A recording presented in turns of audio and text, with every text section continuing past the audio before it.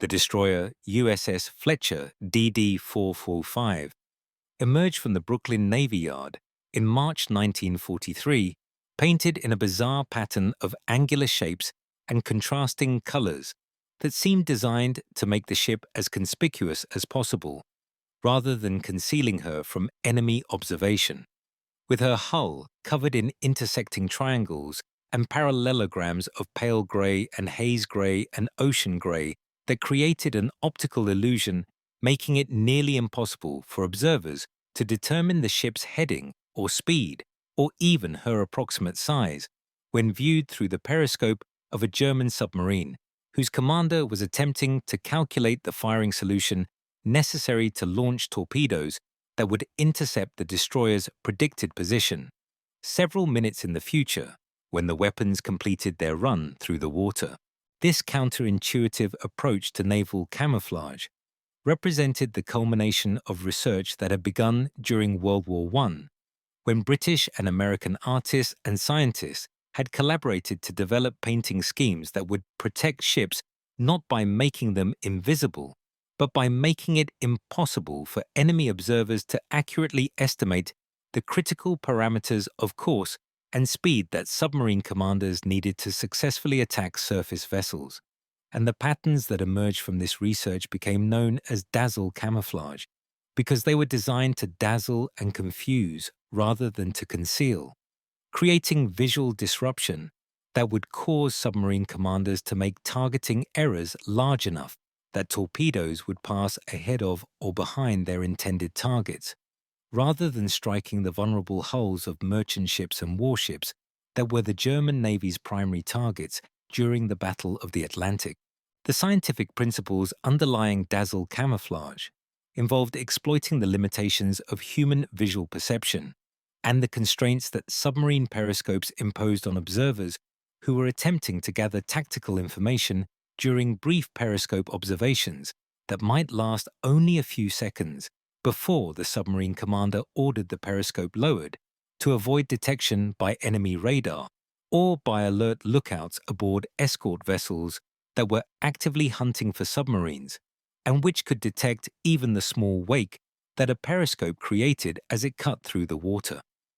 The origins of Dazzle camouflage can be traced to World War I, when British marine artist Norman Wilkinson proposed in 1917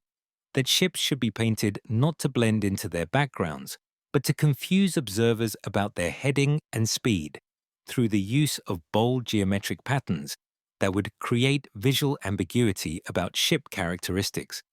And Wilkinson's proposal was initially met with skepticism by naval officers who questioned whether painting ships in bizarre patterns could possibly provide any defensive benefit compared to conventional camouflage that attempted to make ships less visible through the use of colors that match the sea and sky. Wilkinson persisted in advocating for his approach and eventually convinced the British Admiralty to conduct trials using painted models and human observers. And these trials provided preliminary evidence that geometric patterns could indeed cause significant errors in observer estimates of ship heading and speed, leading to the adoption of Dazzle camouflage by the Royal Navy during the final 2 years of World War I, when German submarines were sinking Allied merchant ships at alarming rates, and when any measure that might reduce losses was worth attempting even if its effectiveness could not be proven conclusively before implementation. The American Navy became interested in Dazzle camouflage after the United States entered World War I in April 1917, and after American ships began operating in the submarine-infested waters around Britain,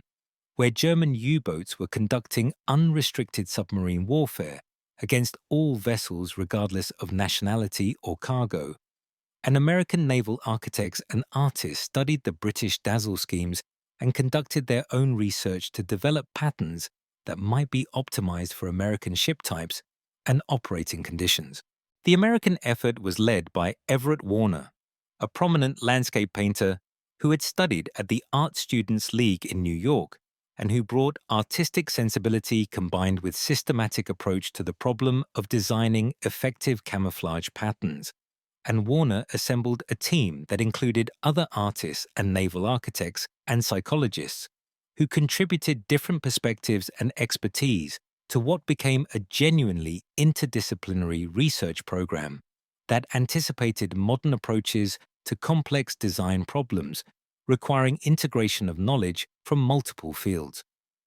The research methodology that Warner and his colleagues developed involved constructing scale models of ships painted in various camouflage patterns, and then having observers attempt to estimate the model's heading and speed and distance under controlled conditions that simulated submarine periscope observations, with the observers being instructed to make their estimates as quickly as possible to replicate the time pressure that submarine commanders faced during actual combat, when periscope exposure had to be minimized to reduce detection risk. The results from these experiments were recorded systematically and analyzed statistically to identify patterns that produced the largest errors and the greatest variability in observer estimates. And this empirical approach to camouflage design represented a significant advance over the more intuitive methods that had characterized earlier camouflage efforts, where patterns were selected primarily based on aesthetic judgment rather than on measured effectiveness in deceiving observers. Submarine commanders using periscopes had to make rapid judgments about target characteristics based on incomplete information gathered under stress and under time pressure that precluded careful observation and analysis. And these conditions created opportunities for deception through carefully designed visual patterns that would mislead observers in predictable ways by disrupting the visual cues that humans normally use to judge distance and motion and orientation. The geometric patterns used in Dazzle camouflage schemes were specifically designed to create ambiguity about where a ship's bow and stern were located, and about which direction the ship was traveling. Because these were the most critical pieces of information that submarine commanders needed to calculate firing solutions that would result in successful torpedo attacks. And even small errors in estimating course could result in torpedoes missing their targets by hundreds of yards when those errors were compounded over the several minutes that torpedoes required to reach their targets after being launched. The development of American Dazzle camouflage during World War II built upon British research conducted during World War I, but incorporated new understanding of visual perception that had emerged from psychological research during the interwar period, and which suggested that certain types of geometric patterns were particularly effective at disrupting depth perception and motion estimation. And American naval architects and artists working at the Navy's camouflage section in Washington conducted extensive testing using scale models and human observers to determine which patterns produced the greatest disruption in observers' ability to accurately estimate ship characteristics. The testing protocol involved placing scale models of ships painted in various camouflage patterns at different distances and orientations from observers who were instructed to estimate the model's heading and speed using only brief observations similar to what submarine commanders would have during actual periscope observations. And the results of these tests were analyzed statistically to identify which patterns produced the largest average errors and the greatest variability in observer estimates, with the most effective patterns being those that not only caused observers to make large errors on average, but also caused different observers to make different errors, suggesting that the patterns were creating fundamental perceptual confusion rather than simply biasing estimates in predictable directions that submarine commanders might learn to compensate for through experience. The patterns designated as Measure 32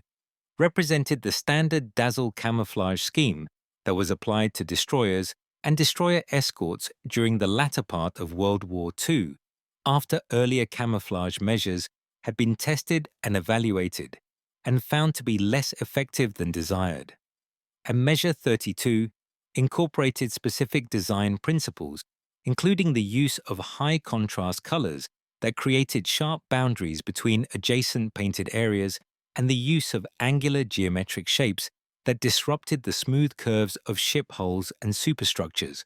and created false perspective cues that suggested ships were oriented differently than they actually were. The evolution of American camouflage measures during World War II proceeded through a series of numbered schemes, beginning with Measure 1, which was simply overall dark gray, and progressing through increasingly complex patterns that incorporated multiple colors and geometric shapes, with each measure being designated for specific ship types and specific operating theaters based on the tactical conditions and threats that ships would encounter in different areas. Measure 11 used dark gray on vertical surfaces and light gray on horizontal surfaces to reduce visibility from aircraft, while Measure 12 added darker panels to create a two-tone scheme that was intended to break up ship silhouettes when viewed from surface vessels or submarines. And Measure 21 introduced pale colors intended for ships operating in tropical waters, where the intense sunlight and clear skies created different visibility conditions compared to the North Atlantic, where overcast weather and flat lighting predominated during much of the year. Measure 31 and Measure 32 represented the Navy's serious commitment to Dazzle camouflage after earlier measures had proven inadequate against the submarine threat that peaked during 1942 and early 1943, when German U-boats were sinking ships faster than Allied shipyards could replace them, and when the Battle of the Atlantic hung in the balance with the outcome uncertain, and with the very survival of Britain depending on whether convoy losses could be reduced to sustainable levels. Measure 31 was a transitional scheme that incorporated some Dazzle elements, but retained relatively conservative color choices and pattern complexity, while Measure 32 represented a bold commitment to full Dazzle principles with complex geometric patterns using high contrast colors specifically selected to create maximum visual disruption under the lighting conditions typical of the North Atlantic, where the majority of convoy operations occurred and where submarine attacks were most frequent. The design of specific Measure 32 patterns for individual ship classes required detailed analysis of ship geometry and of the visual signatures that different ship features created when observed from various angles and distances, and Navy camouflage designers worked with scale models and with full-scale mock-ups to test how different pattern arrangements would appear when viewed through submarine periscopes under various sea states and lighting conditions. The patterns were designed to disrupt recognition of the ship's bow and stern, because these features were critical reference points that submarine commanders used to determine ship heading, and the patterns also incorporated elements designed to create false apparent motion by suggesting that different parts of the ship were moving in different directions or at different speeds, creating cognitive confusion that would make it difficult for observers to integrate their perceptions into a coherent understanding of the target's true course and speed. The color palette for Measure 32 included navy blue designated as 5N in the official color system, ocean gray designated as 5EO, haze gray designated as 5H, and pale gray designated as 5P, with these colors being carefully formulated to have specific reflectance characteristics that would create optimal contrast under the lighting conditions typical of the North Atlantic, where convoy operations occurred and where submarines conducted most of their attacks during daylight hours, when periscope observation was feasible,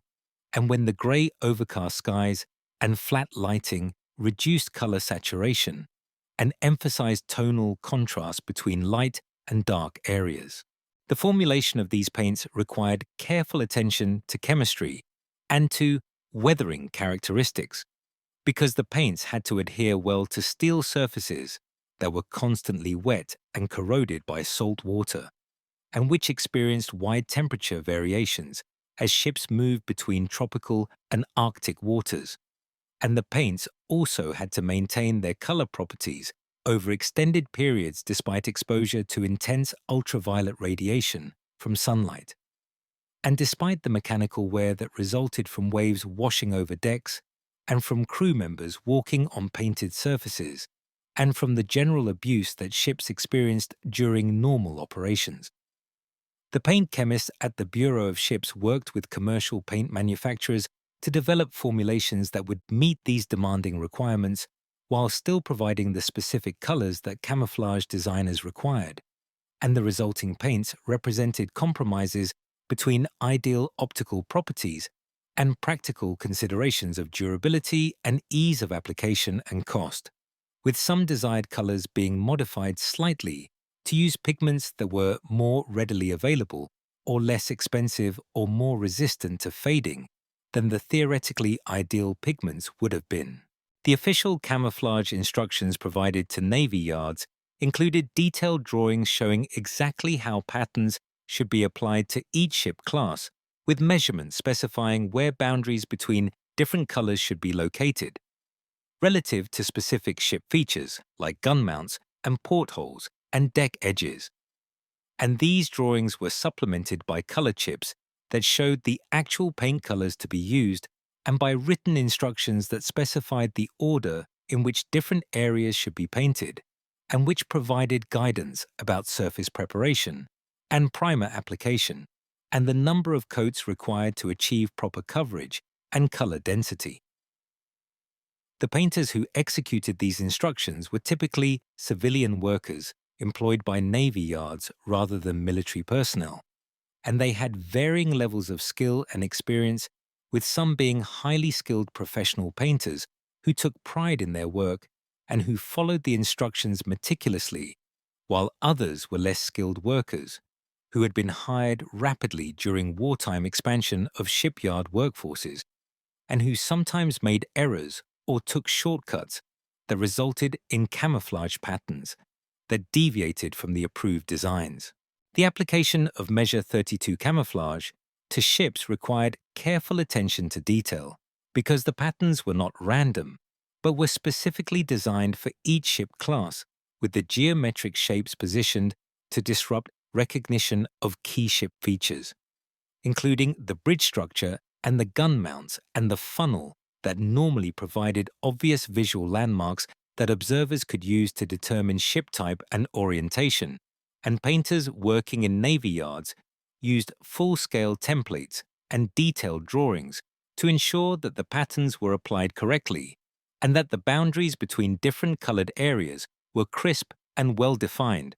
rather than blurred or fuzzy, which would reduce the effectiveness of the camouflage by failing to create the sharp visual discontinuities that were essential to the deceptive effect. The painting process typically required several days of work by experienced painters who had to work from scaffolding and staging to reach all areas of the ship's hull and superstructure, and the work had to be done carefully to avoid drips and runs and other imperfections that would compromise the visual appearance of the camouflage and potentially reduce its effectiveness,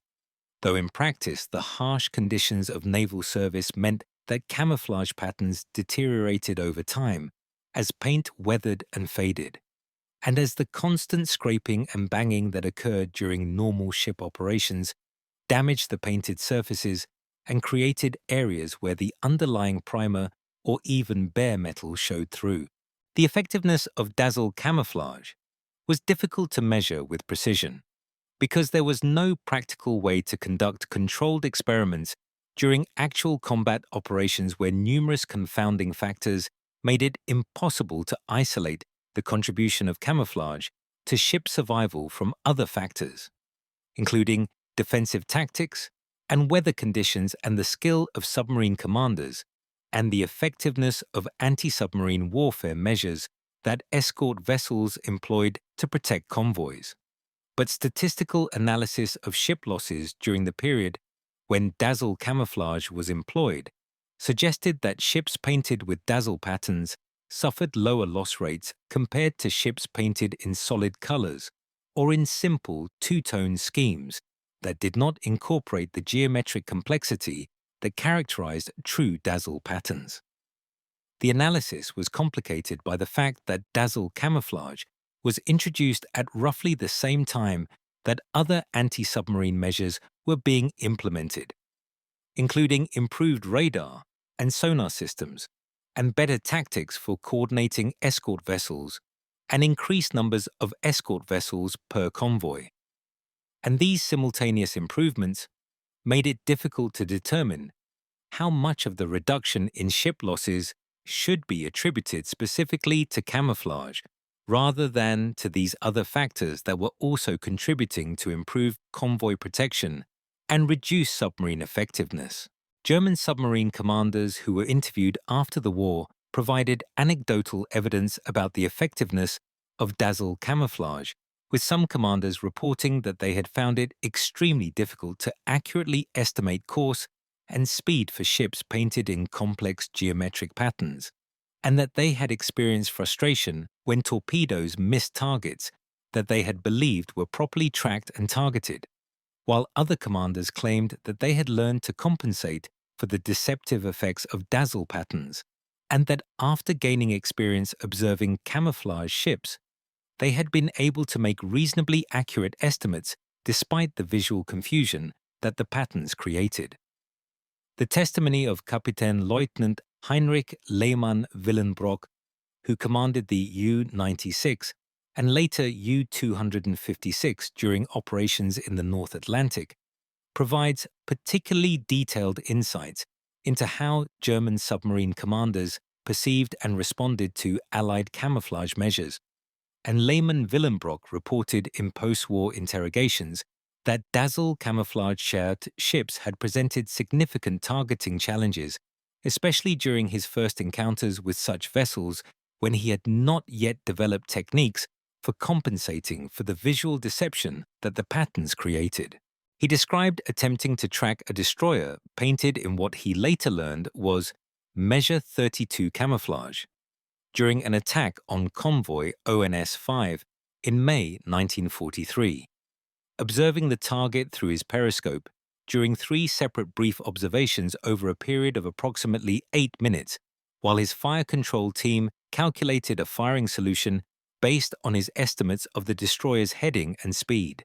and when the torpedoes were launched and ran for the predicted time without any explosion indicating a hit, Lehmann-Willenbrock raised his periscope again and was astonished to see the destroyer continuing on a course that was approximately 30 degrees different from what he had estimated, meaning that his torpedoes had passed well ahead of the target without coming close to hitting despite what he had believed was careful observation and accurate estimation. Other German commanders provided similar accounts of firing at Dazzle camouflage ships and experiencing missed distances that were far larger than they typically encountered when attacking ships painted in solid colors or simple two-tone schemes. And several commanders specifically mentioned that the angular patterns made it nearly impossible to determine where the ship's bow was located because the geometric shapes created multiple apparent bow structures that seemed equally plausible, and which left the observer uncertain about which end of the ship was actually the front. Korvettenkapitän Peter Kremer, who commanded U-3333 during Atlantic operations, described the dazzle patterns as creating an almost psychedelic effect when observed through the narrow field of view of a periscope, where peripheral vision was absent, and where the observer could focus on only a small portion of the target at any given moment, making it difficult to maintain situational awareness about the overall ship geometry and orientation, while trying to estimate specific parameters needed for torpedo fire control calculations. The variability in these reports suggested that individual differences in visual perception and in cognitive processing might affect how susceptible different observers were to the deceptive effects of dazzle camouflage, with some people being more easily confused by geometric patterns, while others were better able to extract accurate information despite the visual disruption. And this variability meant that dazzle camouflage could not be expected to protect ships completely, but could only increase the probability that submarine attacks would fail by increasing the likelihood that targeting errors would be large enough to cause torpedo misses. Statistical analysis conducted by Allied operational research teams during the war attempted to quantify the effectiveness of Dazzle camouflage by comparing loss rates for ships painted in Dazzle patterns versus ships painted in other schemes. And these analyses faced significant methodological challenges because ships painted with different camouflage measures operated in different areas and under different tactical conditions, making direct comparisons problematic. And because the relatively small number of ships that were torpedoed and sunk meant that statistical power was limited,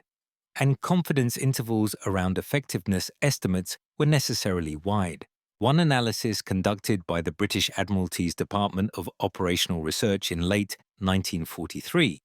examined approximately 200 submarine attacks on camouflaged merchant ships and escort vessels for which detailed records were available, including information about the camouflage scheme applied to each ship and about whether the attack resulted in hits or misses. And this analysis found that ships painted in Dazzle patterns experienced hit rates approximately 15% lower than ships painted in solid colors, after controlling for other factors including ship size and speed, and the experience level of the attacking submarine commander, though the confidence interval around this estimate was large enough that the true effect might have been anywhere from nearly 0 to as high as 30% reduction in hit probability. A separate analysis conducted by American naval researchers in 1944 used a different methodology based on examining the missed distances for torpedoes that failed to hit their targets, reasoning that if Dazzle camouflage was effective, it should cause larger average missed distances, because targeting errors would be amplified over the time that torpedoes traveled from launch point to target location. And this analysis found that torpedoes fired at Dazzle camouflaged ships missed by an average of approximately 40 yards compared to an average of approximately 25 yards for torpedoes fired at ships painted in solid colors, representing a statistically significant difference that supported the hypothesis that Dazzle patterns were causing larger targeting errors. However, critics of this analysis pointed out that missed distance data was inherently unreliable because it depended on estimates made by observers aboard attack ships who might not have accurate information about where torpedoes actually passed relative to the ship and who might have been biased toward overestimating missed distances for ships they believed were well protected by camouflage. The psychological effects of Dazzle camouflage extended beyond its direct impact on submarine targeting accuracy to include effects on crew morale and on the perception of vulnerability that affected how sailors felt about serving aboard ships that were targets for submarine attack, because sailors aboard ships painted in bold Dazzle patterns reported feeling that their ships were better protected and that the camouflage represented tangible evidence that naval leadership was taking their safety seriously and was employing every available measure to improve their chances of survival. This psychological effect was difficult to quantify, but was potentially important because crew morale and confidence affected performance during combat operations and influenced how effectively sailors responded to emergencies and whether they maintained discipline and continued performing their duties when ships were damaged or under attack.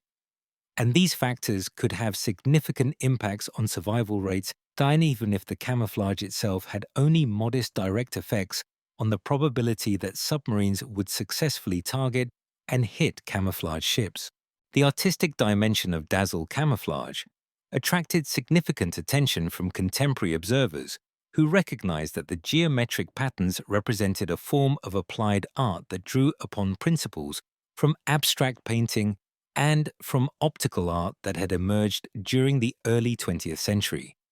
when artists, including the Cubists and the Futurists, had explored how geometric shapes and fragmented perspectives could create new ways of representing three-dimensional reality on two-dimensional surfaces, and several prominent artists were recruited to work on Dazzle camouflage design during both World Wars, including Norman Wilkinson, who developed the original British Dazzle schemes during World War I, and who argued that artistic training and visual sensitivity were essential for creating effective camouflage patterns that would successfully deceive observers. The involvement of artists in military camouflage design created interesting intersections between art and science, and between aesthetic considerations and practical military requirements, with debates occurring about whether camouflage design should be treated primarily as an engineering problem that could be solved through systematic testing and measurement, or whether it required artistic intuition and creativity that could not be reduced to simple formulas or rules. The maintenance of Dazzle camouflage presented practical challenges because the complex patterns required more frequent repainting than simple solid color schemes, and because maintaining the sharp boundaries between different colored areas was difficult when ships were operating continuously without extended periods in port where proper painting could be conducted. And by late 1944, many ships that had been painted in Dazzle patterns were showing significant deterioration, with colors fading and boundaries becoming blurred and large areas of paint flaking off to reveal underlying layers, creating a shabby appearance that reduced the effectiveness of the camouflage, and which sailors found demoralizing because it suggested that their ships were not being properly maintained. The practical difficulties of maintaining camouflage led to debates within the Navy about whether the benefits of Dazzle patterns justified the additional maintenance burden they imposed, with some officers arguing that simple grey paint schemes were nearly as effective as complex Dazzle patterns and were far easier to maintain, while other officers insisted that Dazzle camouflage provided measurable protection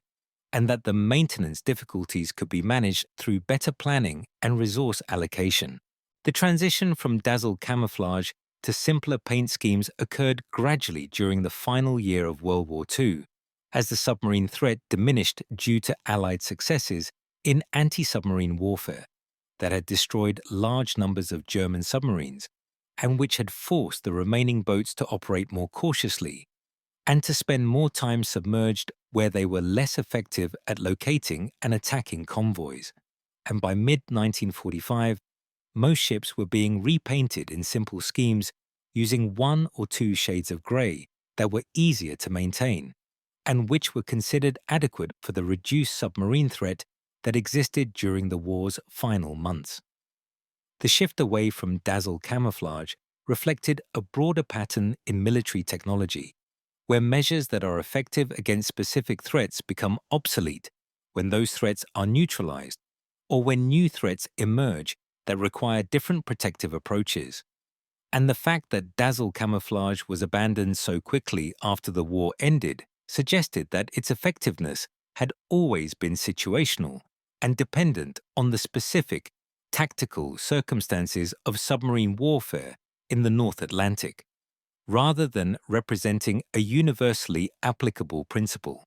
that would remain relevant under different conditions. The legacy of Dazzle camouflage extends beyond its specific military application during World Wars I and II to include its influence on art and design and on understanding of visual perception and deception,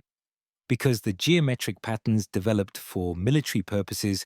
influenced civilian design during the post-war period, when abstract geometric patterns became popular in fashion and in graphic design and in architecture, and researchers studying visual perception and optical illusions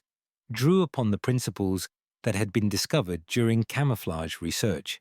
to develop better understanding of how human vision processes complex patterns and how perceptual systems can be systematically deceived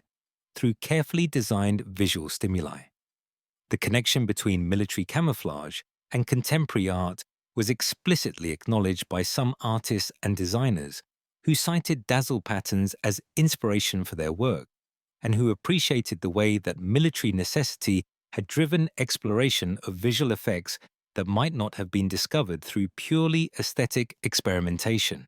creating an unexpected pathway through which military research contributed to civilian art and design. The documentation of Dazzle camouflage schemes through photographs and official drawings provides valuable historical material for understanding how visual deception was conceptualized and implemented during World War II,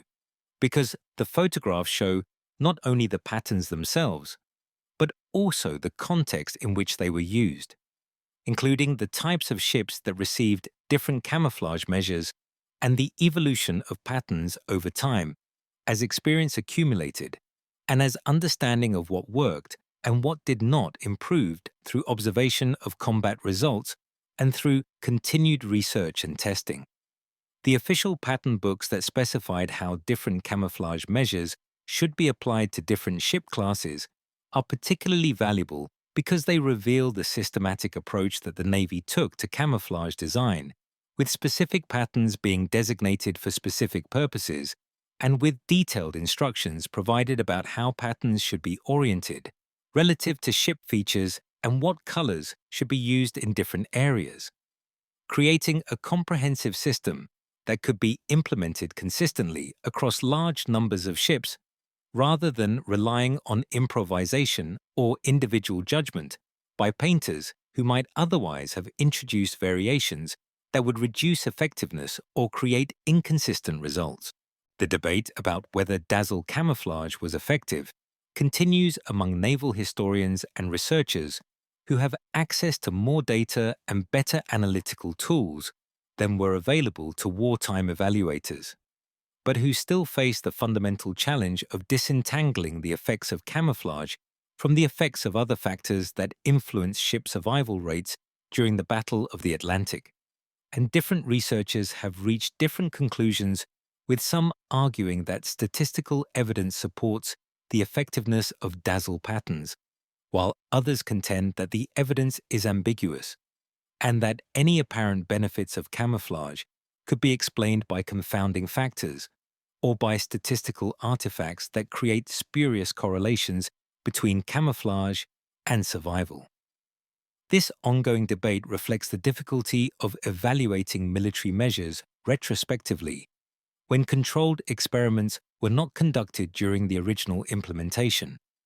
and when the historical record is incomplete or ambiguous about key details that would be necessary for definitive evaluation, creating situations where reasonable people examining the same evidence can reach different conclusions depending on what assumptions they make about data quality and about which statistical methods are most appropriate for analyzing historical records. The experience with Dazzle camouflage during World War II influenced post-war thinking about ship camouflage and led to development of new approaches, including the use of infrared absorbing paints that would reduce thermal signatures and make ships less visible to heat-seeking sensors,